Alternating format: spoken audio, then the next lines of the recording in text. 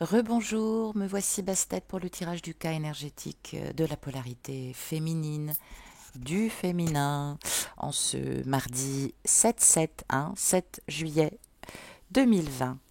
Alors féminine, que te réservent les énergies ce matin? Nous retrouvons deux cartes de l'oracle du... je vais y arriver. De l'oracle du chaman mystique, je ne sais plus comment je m'appelle. Euh, à notre gauche, nous retrouvons la chouette. Oh, bah, c'est chouette, c'est qu'à de le dire. Et à notre droite, nous retrouvons l'arbre de vie. Waouh, super. Et au moment où je dis l'arbre de vie, voilà, il y a Bastet, vous l'avez entendu, elle me répond comme ça d'un seul coup en roucoulant. Je sais pas, c'est l'arbre de vie, ça lui parle. Alors, on va te parler de manière globale de changement. Et oui, Fémina. De sentir le vent de la révolution, peut-être aussi celui plutôt de la libération, de s'investir, d'investir, euh, peut-être dans des projets, dans tes projets, et puis de te relier au tout, hein, à la collectivité, à la reliance terre, hein, au monde aussi. Alors cette chouette, ben oui, hein, c'est la maîtresse de la nuit. Elle peut voir des situations avec une clarté parfaite, surtout quand il fait noir. Bon, tu as une vision d'ensemble. Tu es capable maintenant de discerner, entre guillemets, ta vérité, celle de ton jumeau. Et puis surtout, quand il ne voit pas, tu peux l'aider aussi quand il te le demande et quand il le veut bien avoir plus clair. Donc, euh, elle va t'aider à trouver aussi ta lumière, hein, ta luminosité, j'ai envie de dire. Même dans les moments les plus sombres, peut-être que ceux que tu vis, en tout cas, elle est là. Euh, il va falloir que cette nuit ou cette partie que tu ne vois pas devienne ton allié. Cette chouette, elle t'apporte des messages du monde invisible, hein. D'un seul coup, tu conscientises des choses. Ça ouvre tes oreilles, tu entends, oui, j'allais dire, ces messages. Et puis, on te laisse peut-être entendre la voix de tes guides. Hein. Peut-être que tu acquiers de la sagesse, de la compréhension maintenant vis-à-vis de tes guides, hein, et que tu es en train de te les approprier. C'est bien. Donc, bravo, je suis fière de toi. Donc, on te dit de regarder en toi, autour de toi, peut-être de noter des détails, verbal, non verbal aussi, qui te permettent de t'appuyer maintenant sur des faits, hein, d'être assertive et non pas dans l'interprétation de ta peur. On dit que tu as trouvé des messages qui étaient cachés. Hein. La chouette te les a rapportés avec son bec. Donc, ne tire pas trop vite de conclusions sur les messages, mais mets les petits bouts parce qu'il y en a d'autres qui arrivent. Hein. Alors sois reconnaissant parce que là, tu as une vraie amie, hein, ou tu as un vrai guide qui t'accompagne. On te montre, peut-être que tu as des réponses, peut-être que tu n'en as pas totalement, mais celui qui ne répond pas peut être consent parce que tu mets le doigt dessus. On te parle peut-être d'observer toutes les facettes de ton jumeau, mais les tiennes aussi, hein, comme des facettes de diamant, sans apporter de jugement. Peut-être que tu n'aimes pas toutes ces facettes, elles sont le reflet aussi de parties qui sont en résonance aussi avec les tiennes, qu'il va falloir reconnaître. N'aie pas peur de la vérité, parce qu'elle va devenir aussi ta boussole, ce qui te permet aussi de t'orienter dans ton rayonnement quelle qu'elle soit. Et oui, il y a toujours une raison de cause à effet. La chouette te met en garde simplement contre l'aveuglement. L'aveuglement, si tu insistes à mettre des motifs ou à exiger sans attention pure et sans transparence. Quel que soit le message que tu entends, peut-être que la situation fait que chacun ou chacune, vous ne voyez pas clairement les choses, mais cette chouette t'invite à faire preuve de patience, à attendre le bon moment pour agir et pour avoir réuni aussi tous ces petits bouts de messages. Tu pourras passer à l'action après. Et de manière résolue, je t'en fais la promesse, on en parlera dans quelques jours, mais il n'y aura plus d'hésitation, il n'y aura plus de remords. Ça commence à poindre, j'allais dire, le bout de son nez, mais justement, ça ne nous parle pas de radicalité, ça nous parle de force et de détermination, je vais y arriver. L'arbre de vie te parle aussi du symbole sacré de tes racines, de ton enracinement, de ton inconscient aussi, hein, qui doit travailler avec le ciel et la terre, de la source, bien évidemment, de ce voyage que tu entreprends, que tu as entrepris, intérieur, extérieur, qui est très important aussi parce qu'il te permet de déployer tes branches et de très belles branches très hautes. On parle peut-être de racines qui ont été jusqu'à maintenant enclavées, peut-être peu profondes, influencées, peu importe, ce qui a fait que au moindre coup de vent, tu as été déraciné. Peut-être que là, on te demande justement de retravailler cet enracinement, hein, pas être totalement euh, aveuglé par l'émotionnel, parce qu'au moindre coup de vent, tu vas te retrouver les fesses par terre. Donc on te demande de retrouver la santé, l'équilibre, ou peut-être de poursuivre ton chemin dans la santé et l'équilibre, de réfléchir aussi, d'interagir avec toi-même, avec tes pensées, avec tes sentiments. Je sais que des fois tu es un peu perdu dans tes pensées, voire plutôt même dans tes fantasmes ou dans tes rêveries. Bon, c'est pas ce qu'il faut faire. On te demande de te connecter à tes racines de manière euh, plus prégnante parce que c'est déjà plus à ton avantage. Ça va te permettre aussi de démarrer une vraie démarche. Peut-être que tu te sens bloqué, incapable de projeter ou d'imaginer le meilleur. J'allais dire que toi aussi, hein, il y a peut-être des parts aussi que tu n'affrontes pas alors que tu as des réponses. Inspire-toi de ce que tu reçois par la source. Laisse tes racines et tes branches s'aligner sur ce que tu veux et sur ton cœur. Peut-être qu'il faut voilà, il faut peut-être nuancer tes propos auprès du masculin, mais d'abord nourris-toi. Quels nutriments tu donnes à cet arbre, hein? Qu'est-ce que tu as besoin d'ajouter à ton sol pour être un peu plus forte, pour être un chêne? Et tu as ta part de responsabilité, hein. Le sol n'est pas stérile, il a juste besoin de lumière et de soleil. Donc éveille-toi, crée ton destin de manière consciente, réfléchis à la façon dont tu veux maintenant t'épanouir, à quel type de fruits quel type de fruits tu aimerais donner, on va dire ça comme ça, à quel endroit, qu'est-ce que tu as envie de semer, quelles sont tes nouvelles graines, celles que tu veux bien encore planter auprès du masculin.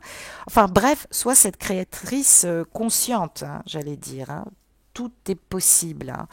On va regarder par les 4 cartes de la Méodec vers quoi justement tu tends, de quoi tu peur, qu'est-ce qui te limite et quels sont tes dons. En tout cas, comment tu peux structurer ce corps de lumière justement pour prendre une ascension et un bon quantique aujourd'hui.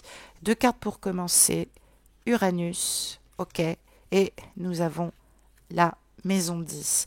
Uranus va te parler évidemment de changement, de coupure pour certaines, mais j'allais dire peut-être plutôt de distance, hein, pour cultiver son originalité, sa nouveauté, son individualité. Alors peut-être que tu es en contact avec ton jumeau, euh, mais voilà, hein, euh, il a besoin d'être aussi libéré et toi aussi de te sentir libre sur le plan de l'individualité. Et puis ça nous parle de cette maison 10, ça nous parle de la carrière et ton positionnement social. Alors attention, euh, on va dire c'est global et c'est symbolique parce que ça peut nous parler peut-être aussi de ton ambition, quelle qu'elle soit, par rapport à certains projets ou, ou de ta projection. Alors bon, c'est vrai que ça peut se mêler à ta réputation. Alors, curieusement, puisque on est en pleine lune du Capricorne, Uranus est relié au signe du Capricorne, donc on te parle bien de ton animus, on te parle de ton masculin adapté, on te parle de ta projection sociale. Hein, où est-ce que tu as envie maintenant de vivre aussi? Alors ça peut être en tout. Ça peut nous parler d'opinion, ça peut nous parler d'être rattaché aussi directement à un mouvement politique, à un parti, à un dogme. Ça peut aussi concerner directement l'affirmation de ce que tu es par une spiritualité et par tes choix, ce qui va aussi donner cette vision aussi, hein, que tu vas projeter. Ça nous renseigne aussi sur ton besoin de liberté et d'indépendance qui va t'amener évidemment de la nouveauté. Alors, quand je disais de rupture, mais on me parlait plutôt de rompre le cadre saturnien, un peu lent, un peu attentif, et de tendre vers des idéaux plus profonds. et de les matérialiser grâce à ton intuition. Même si en ce moment tu te sens un peu électrique, il est temps de mettre ce point de rupture pour sortir du cadre et faire évoluer les choses aussi, peut-être par des révélations, mais créer. Alors faire évoluer, c'est pas arriver bille en tête et dire à ton jumeau, bon maintenant ça suffit, qu'est-ce qu'on fait? Non. Faire évoluer ta personnalité, tes goûts, tes couleurs, ce que tu veux, ce que tu ne veux plus, t'appliquer personnellement. Uranus nous parle aussi du secteur de vie, par la maison, décidément. Ça nous parle aussi que la maison est impactée. Ça nous donne une tonalité de fond. Ça nous parle aussi de la dualité entre l'esprit et la matière, hein. La matière, je l'ai dit, hein, c'est le rôle que nous jouons aussi. Alors ça peut nous renvoyer comme le jumeau à ton rôle de parent ou d'épouse ou de femme, mais en tout cas on est à l'apogée de ce cycle qui électrise un peu la féminine parce qu'elle est en train de retravailler sa personnalité. En tout cas, sa vie, quelle personnalité elle donne à sa vie, quelle teinte elle donne à sa vie, quel est son besoin de rayonnement aujourd'hui, qu'est-ce qu'elle fait répercuter ou pas, qu'est-ce qu'elle enlève sur le plan de l'instabilité, qu'est-ce qui peut être nouveau aussi par rapport à un changement de carrière ou une carrière peut-être aussi anticonformiste, j'en sais quelque chose.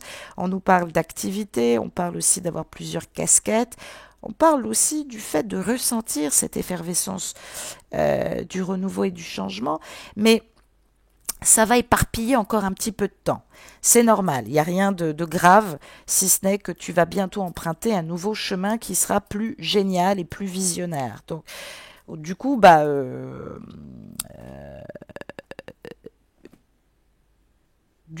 oui, tu vas te rattacher aussi automatiquement, oui, je dis n'importe quoi. Uranus, c'est le Verseau. Mais j'allais dire, ça nous parle plutôt d'un Verseau qui est tâté de Saturne, hein. Donc, euh, on a, euh, on a forcément ce point d'impact très capricornien qui teinte, j'allais dire l'air, d'un petit peu de terre. Donc, c'est important de marquer aussi des points de rupture par rapport à des cadres, par rapport à des maîtrises, par rapport à une vie, par rapport à une originalité, par rapport peut-être à une excentricité et un grain de folie qui t'a pas toujours rendu service. Attention, on te demande pas de changer, on te demande d'évoluer, d'être efficace dans des idées, dans des concepts, de traduire dans la matière ce que tu veux aujourd'hui. Euh, on peut nous parler aussi de condamnation symbolique, hein. Tu as pu te condamner, te croire enfermé, alors qu'il n'en est rien. Tu peux avancer. Ne cristallise pas sur cette condamnation ou cet enfermement symbolique que te renvoie aussi ton masculin. On parle de donner une forme concrète et tangible à tes besoins. Tu vas le faire, calme-toi et commence à apprendre à les structurer. Hein. On te demande pas d'être pionnière, on te demande pas d'avoir un style décalé, on te demande peut-être de te spécialiser, peut-être que tu as besoin encore de t'éloigner pour le faire, un peu comme si tu étais un ermite sur la montagne, mais voilà, on parle d'éveil, un peu métaphysique, pas du tout anodin, qui te tire vers le haut parce qu'on parle encore de ton rayonnement, on parle de ta spiritualité, on parle d'extérioriser aussi tes souhaits, donc ça implique bah, beaucoup d'alignement dans ta polarité du masculin. Voilà ce qu'on te dit.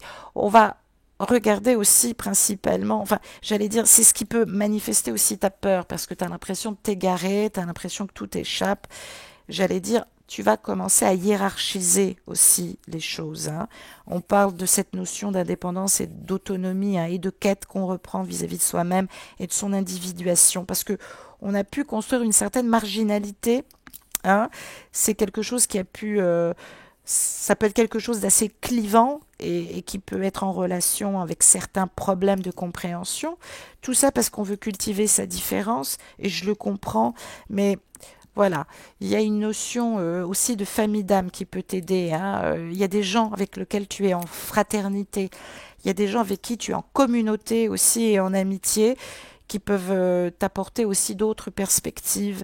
Euh, voilà, c'est l'occasion aussi de prendre appui peut-être sur des croyances, sur une forme de spiritualité, sur des amis qui partagent les mêmes convictions que toi, enfin du moins les mêmes valeurs spirituelles. Euh, tu peux être ce mentor pour toi-même. Hein. Tu n'es pas obligé d'aller le chercher à l'extérieur parce que maintenant, tu as des notions, tu commences à les appliquer. De temps en temps, tu as peut-être besoin aussi d'échanger, de refaire le point avec certaines personnes, mais donne-toi cette place du roi. Hein. Nomme-toi calife. Et nomme pas ton jumeau comme calife. Hein. Peut-être aussi parce que tu as une vision du père, et puis peut-être parce que tu adores ton père, qui n'est pas toujours bien en place. Donc ne confonds pas aussi tout ça, hein, comme le masculin. Sois pas excessive et impulsive et te comporte pas comme une petite fille à papa qui est très aimée de son papa. Ou au contraire, peut-être que ça a pu être très violent avec ton père aussi à cause de ça, alors que tu aurais aimé être proche de lui, hein, parce que ça peut nous parler aussi d'intransigeance et de froideur que tu as vécu.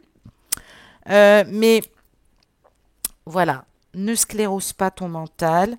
Il peut y avoir aussi des problèmes psychosomatiques aussi que tu as pu développer à cause de cet enracinement, à cause de ce besoin de reconnaissance. Euh, admets-le, admets-le. Ne te phagocyte pas par des croyances erronées. Ta place, tu l'as, ça dépend pas de ton père. Peut-être que tu as évité de peu un burn-out ou peut-être que tu le termines. En tout cas, ton problème, c'est la surintellectualisation. Je l'ai dit, ça s'oppose à toute spontanéité et vécue dans les cils maintenant. Donc, si tu dois être drastique, eh ben, c'est peut-être sur le moyen de canaliser tes énergies pour que ce soit plus structurant et moins déstabilisant. Et puis, travaille ta persévérance, hein, parce que cette rétrogradation va te permettre aussi ça va te donner du temps, en tout cas, hein, ça va te donner du temps. Ça évitera aussi que tu te places tout le temps spontanément en domination aussi. Hein. On va regarder deux cartes aussi, comment tu peux évoluer hein, dans cette nouvelle conscientisation de lumière. Deux cartes pour suivre. On nous parle de la maison 7, ah ah, on nous parle de l'union, du couple, et on nous parle de la maison 6, on nous parle du positionnement et du rayonnement social, j'allais dire sur le plan général et symbolique. Alors, pardonnez-moi, cette maison 7, elle nous parle de l'alter ego et elle nous parle de ton ego.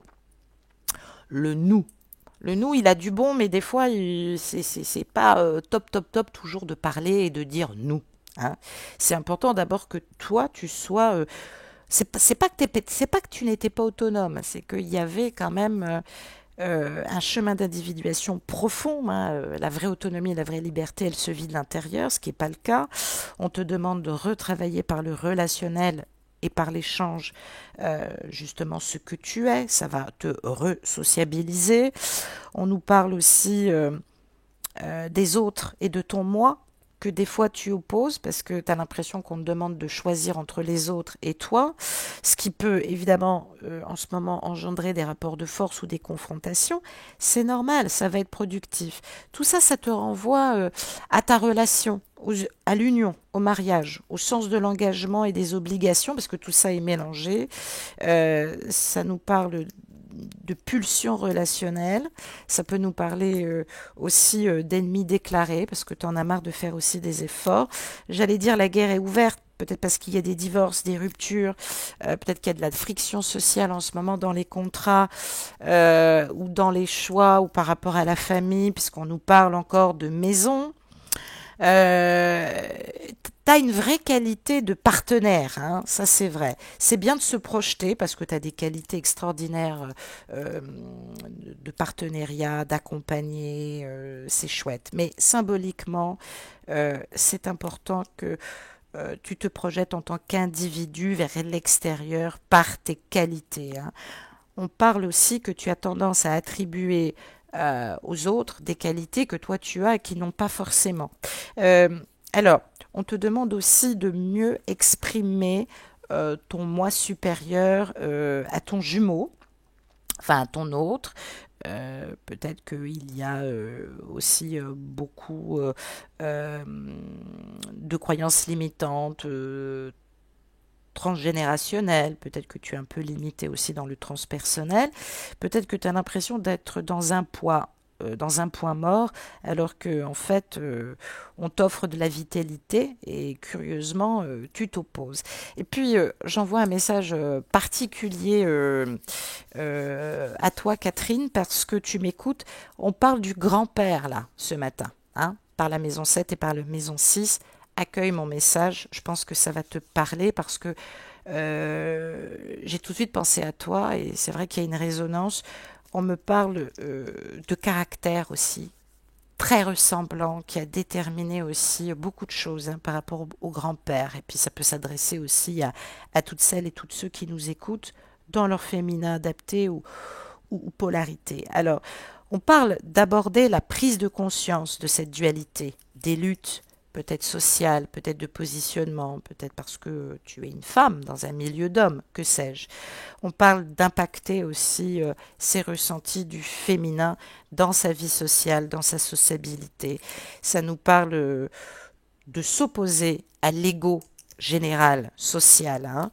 Peut-être plus le contrecarrer, c'est plutôt une bonne idée, mais ne pas le contrecarrer trop, parce que là, on parle d'actualisation qui est en route sur le plan général et social. C'est vrai qu'on est encore dans le conflit, nous, les femmes, par rapport à cette empreinte, pas paternelle, mais paternisante, et de dépendance par rapport au féminin. Euh, il va falloir tenir compte, on est dans une nouvelle ère hein, d'évolution. Hein. C'est peut-être l'occasion aussi de revenir sur ce que nous sommes femmes, haut en couleur, hein, parce que ça peut nous parler du spirituel comme ça peut nous parler de la vie publique. Hein. Et on parle de ce processus d'individuation qui n'est pas achevé chez le féminin. On a du mal parce que pour le vivre, on est obligé de se confronter à la société. Je vous demande de ne pas être des féministes agressives. Je vous demande simplement d'être dans cet équilibre, d'aimer les hommes, de comprendre aussi qu'ils sont conditionnés. Et puis, les vrais connards, remettez-les à leur place, mais faites attention aussi à la violence parce que ça ne résout pas tout. Hein. Il y a des hommes qui ont besoin de siffler les femmes dans la rue. C'est pas la fin du monde si vous vivez ça. Hein. C'est pas que je suis comme Catherine Deneuve, mais j'avoue que si mon jumeau n'avait pas assisté et si s'était pas senti si sûr de lui dans sa virilité, je l'aurais peut-être j'aurais peut-être pas osé et j'aurais continué à l'aimer en silence. Donc j'allais dire que tout est relatif, peut-être que c'est énorme ce que je vous dis ce matin, mais voilà ce qu'on me dit. J'ai tiré, parce que peut-être que ça se lie aussi à ton jumeau, hein, il y a peut-être quelque chose à comprendre dans ton féminin et par ce que tu veux lui transmettre au niveau spirituel. J'ai tiré une carte du grand oracle de l'amour, dans quelle énergie d'amour l'univers veut te placer, à quoi t'attendre aujourd'hui sur le plan amoureux et sentimental, roulement de tambour.